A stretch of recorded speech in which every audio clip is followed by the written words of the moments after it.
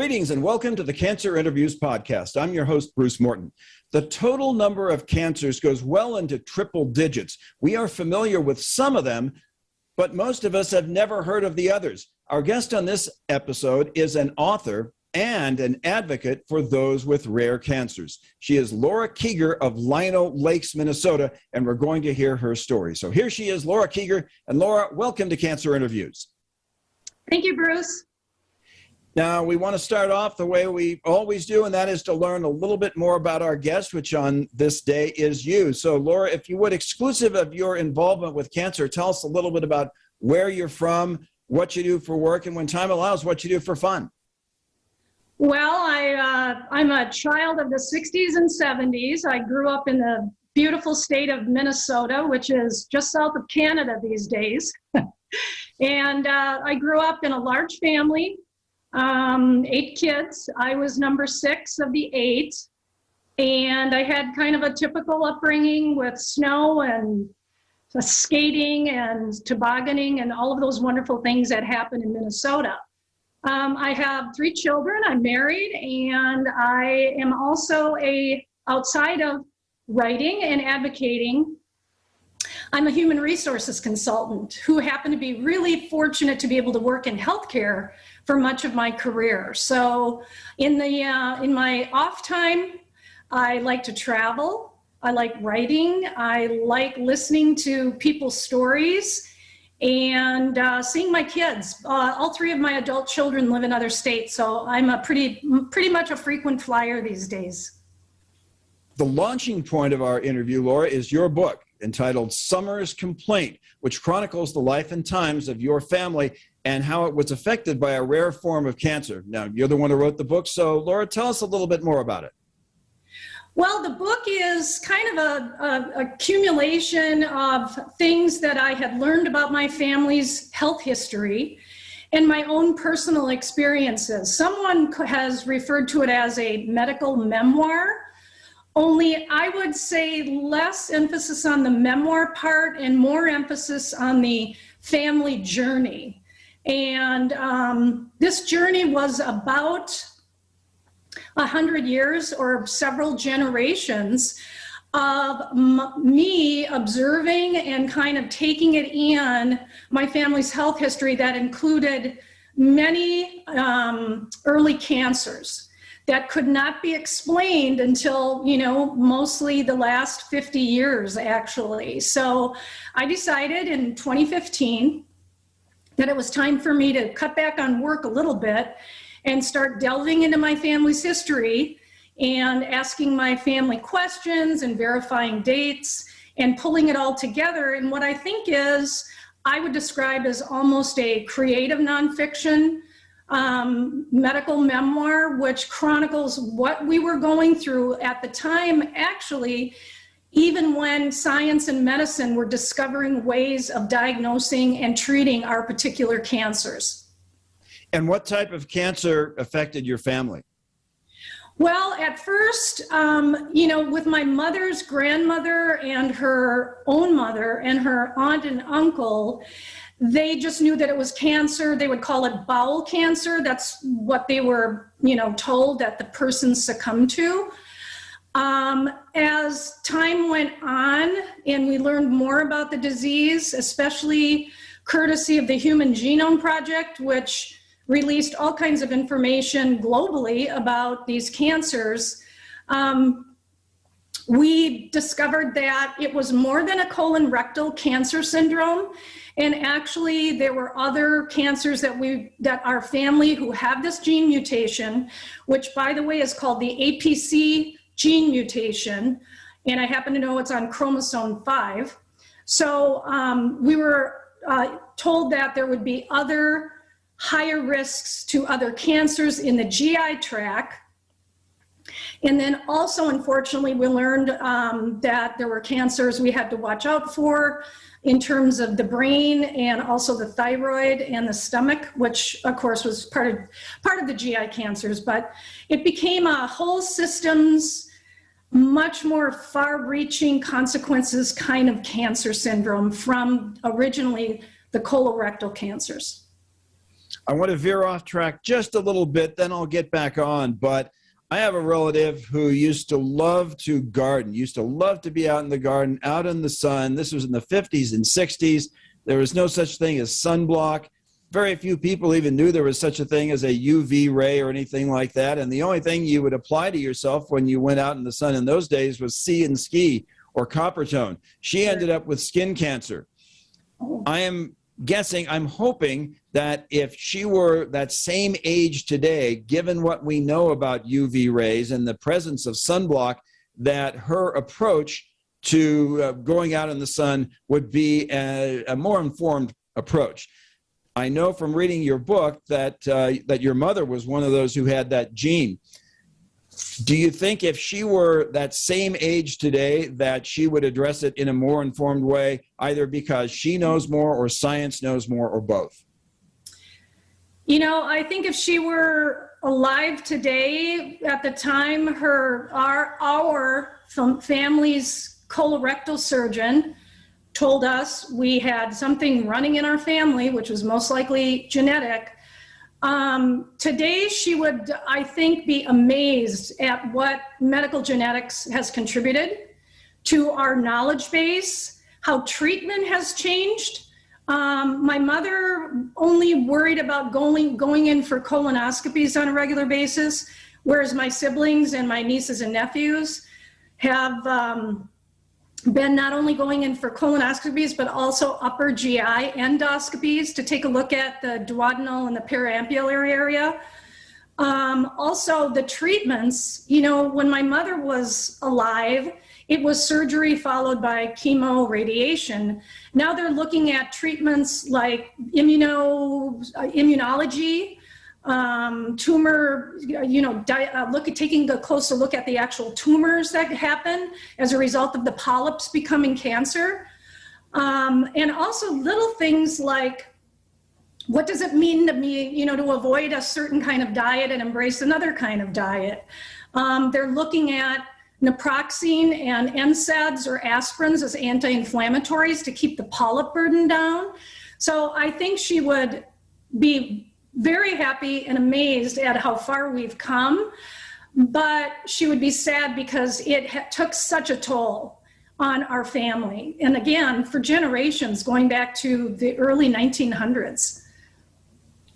Now, this brings us to the subject of rare diseases, and some of those rare diseases are cancer. A rare disease doesn't get much attention because it's rare, but its diagnosis is not insignificant to the person diagnosed. Your family, a case in point. There are 7,000 rare diseases, some of them cancers. Lump them all together, and they, along with those diagnosed, that becomes a rather large number. You have mentioned being an advocate. How do you advocate for them, and how do others advocate for those with rare diseases, rare cancers?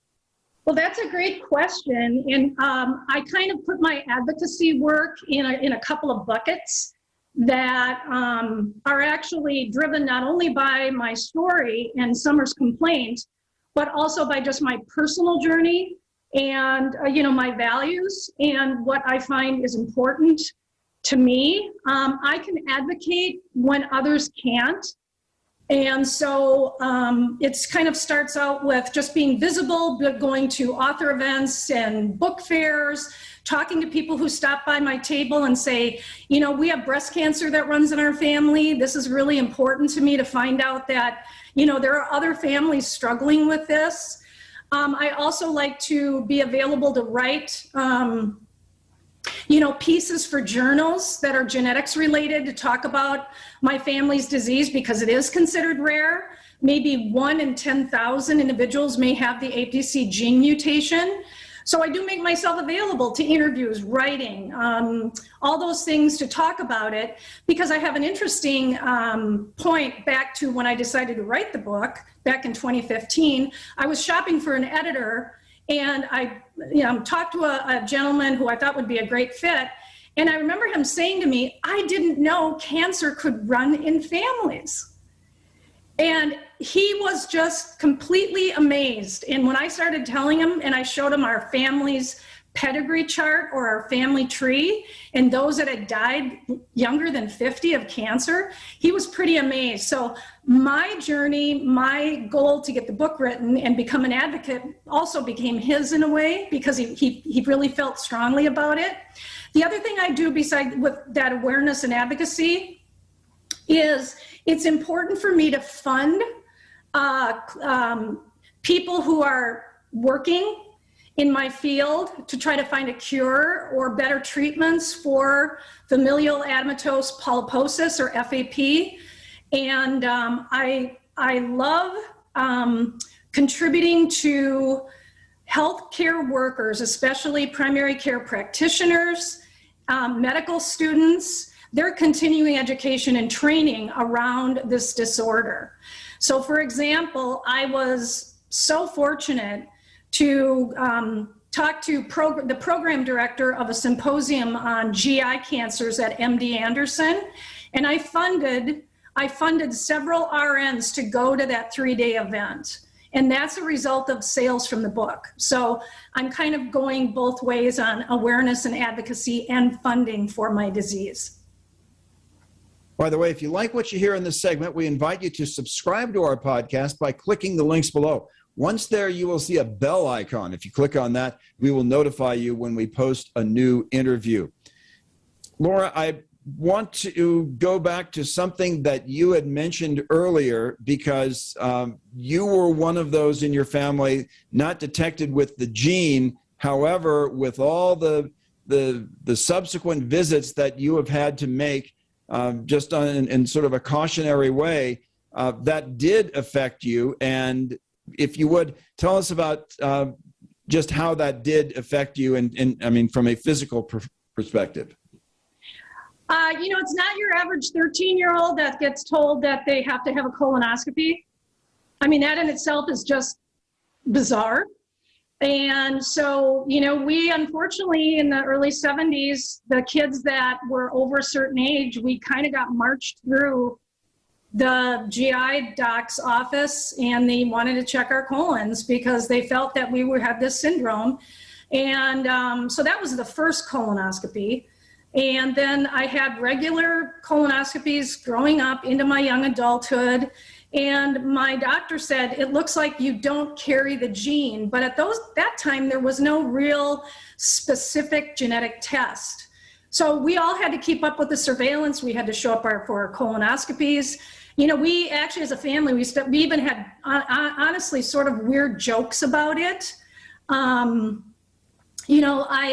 talk in the book about temporary tattoos that might make our doctor laugh when he was doing the exam, and how none of us liked Jell-O because we had to live on lime Jell-O and chicken broth before our colonoscopies. So that's kind of a sideline insight into it. But those were small sacrifices. We saw what our mother was going through. We knew what her family history, and so we did what we were supposed to do. We were pretty compliant kids for 8 of us. And then as I got older and they started learning more about the disease, they also started doing a better job with genetic testing. So eventually had a couple of genetic tests, and absolutely one of the huge positives was I had a chance to sit down with a genetic counselor. So that meant a lot, because when I first met the genetic counselor, I was young and I was pretty recently married and still planning my family. So that was important. It sounds like you are a proponent of genetic testing. Many people, once they learn something about it, they become proponents. I have run into a few skeptics, but you sound like you're more of a proponent than a skeptic. I think I would agree with you on that. There are people that would say, once you know, you can't undo it. And they might want to live their life in blissfully not knowing. But in our family in particular, and for the type of inherited cancer syndromes that fall under the umbrella of colorectal, I think of another cancer syndrome called Lynch syndrome, which is much more prevalent in the general population. Maybe 1 in 280 individuals are walking around with a genetic They call them mismatch repair genes.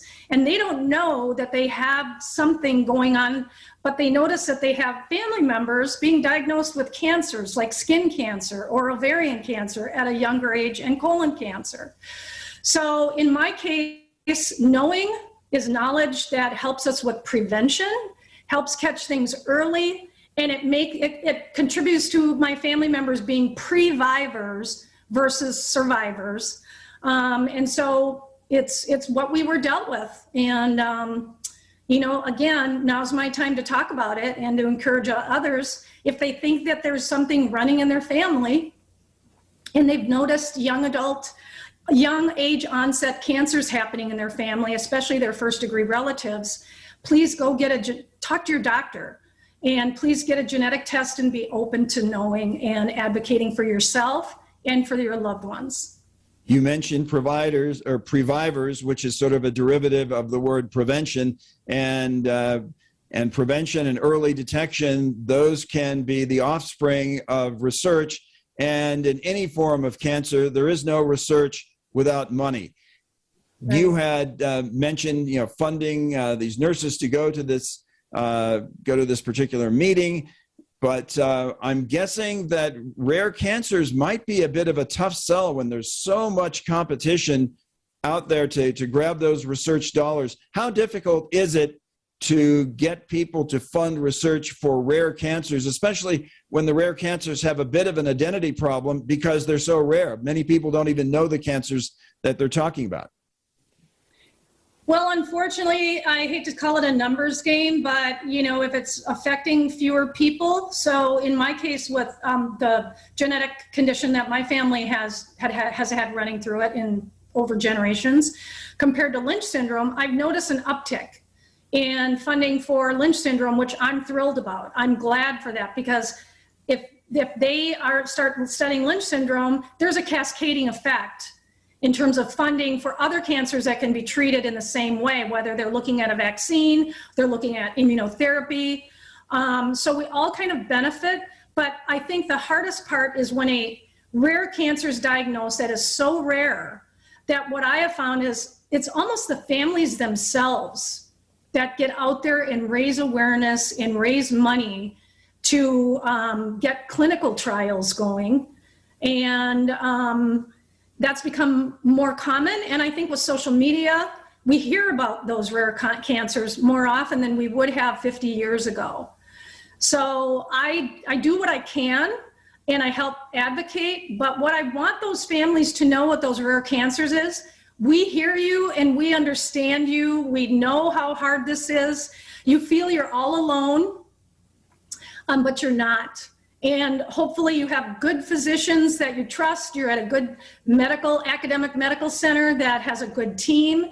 And if at any point you feel people aren't listening, you need to look out for yourselves. And so I guess that's what I'd like to say. I understand them and I would advocate at every point I can. Our guest is Laura Kieger. She's an advocate for those with rare cancers, and she's an author of a book, Summer's Complaint, which is about her family and its experience with cancer. Now, Laura, with any publishing experience for any author, you had briefly mentioned earlier looking for an editor. Well, editors edit. And as a result, there are some things that perhaps could have been in your book that weren't. Are there some aspects of the book, some aspects of your family's cancer journey that, to borrow from the film industry, ended up on the cutting room floor that deserve mention? That's a great question. And I'd like to start off with writing the book and how much it meant to me to have my family's permission, because they had to relive some really difficult times. And there were a few moments where I remember sitting in my car and thinking, I can't do this. I can't do it. It's too painful. And my editor was one person that says, yes, you can. And you're not releasing any information on family members that isn't already publicly known. Was nothing private. I kept my opinions on some of the medical guidance. Maybe one or two of my siblings had been given before they moved on and found other physicians. But I think I did a pretty good job of balancing their concerns over privacy and also what I wanted to write about, and to make it an interesting story. I wanted it to be a story that people really found fascinating and to follow our journey. And then the other thing that I say did not get in the book is let's see, how do I say this? When I was in my early 40s, which is right around the time that some of these cancers crop up or are diagnosed in both syndromes like Lynch syndrome and FAP, I happened to go in for a routine colonoscopy thinking, oh, maybe this will be my last one I have to do for another 10 years since they're not finding any polyps. So I went into it kind of like, get another one done. And what happened was my doctor called me and said, I want you to come in the office. And that's something that will set you back a little bit.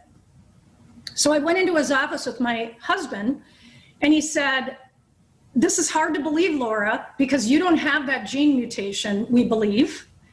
And I had not taken a genetic test yet at that point. He said, but you have a villus adenoma, a precancerous growth in your colon that has to come out with some of your colon. And my family was shocked.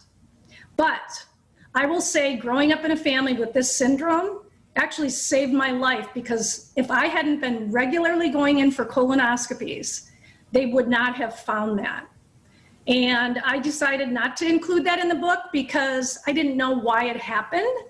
Some people might say, well, that's really bad luck. You don't have the symptoms of that disease, but you still end up with a bad like a villus tumor or what they call an advanced adenoma.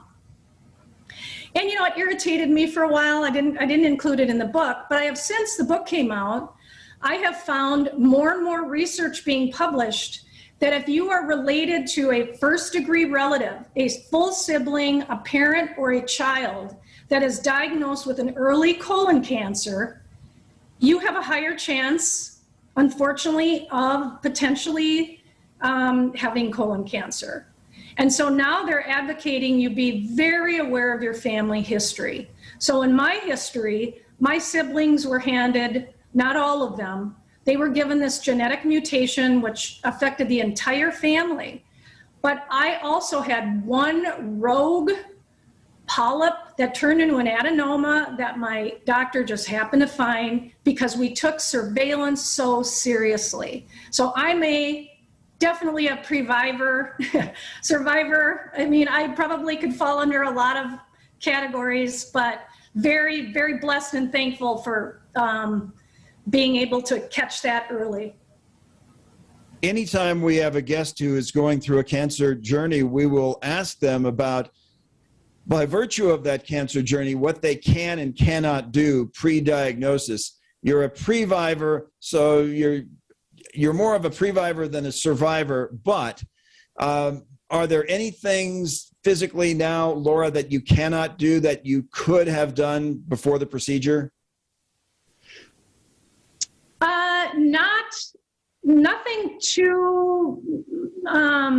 Nothing really out of the ordinary.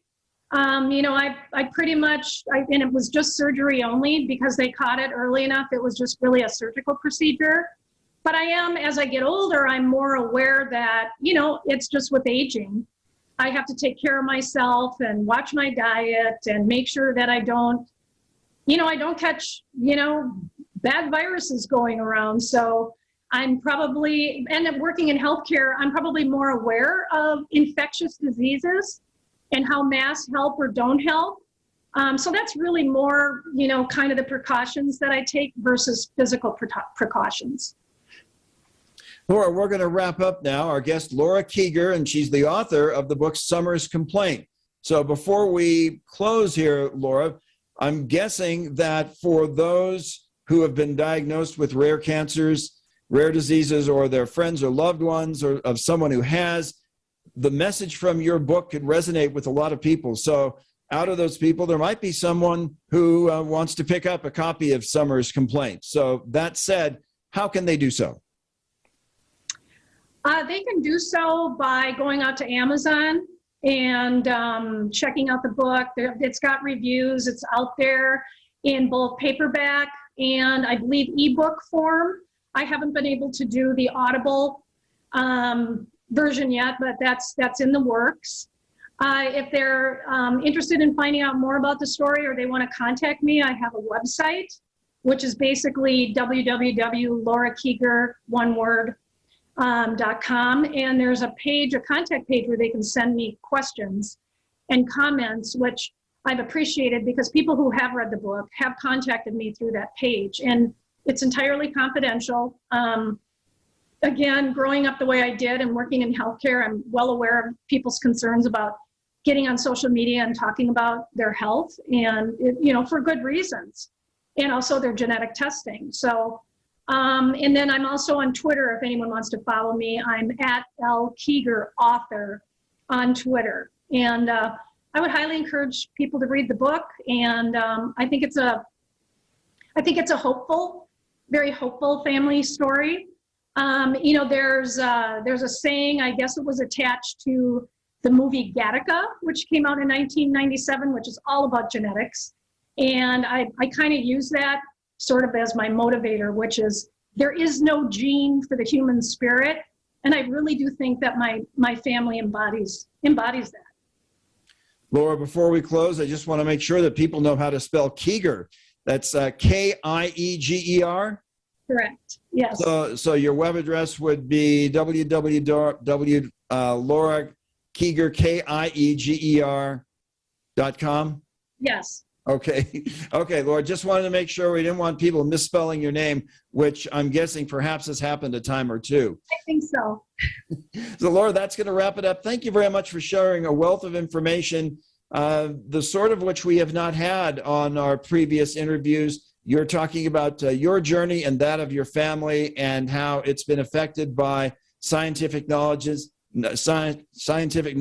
in some cases lack thereof. But the trend is going in a good direction as far as that's concerned. So again, Laura, thanks very much for your time. Thanks for being with us on Cancer Interviews. And thank you for having me and letting me talk about the book and about my wonderful family. Thanks so much, Laura. And again, we want to remind you that if you are on a cancer journey or a friend or loved one is, you are not alone. There are people like Laura out there who are advocating for you. So until next time, we'll see you on down the road. Thank you. Thanks for joining us today. For more information, please visit us online at cancerinterviews.com. We appreciate you tuning in, and we'll see you back here again next time on the Cancer Interviews Podcast.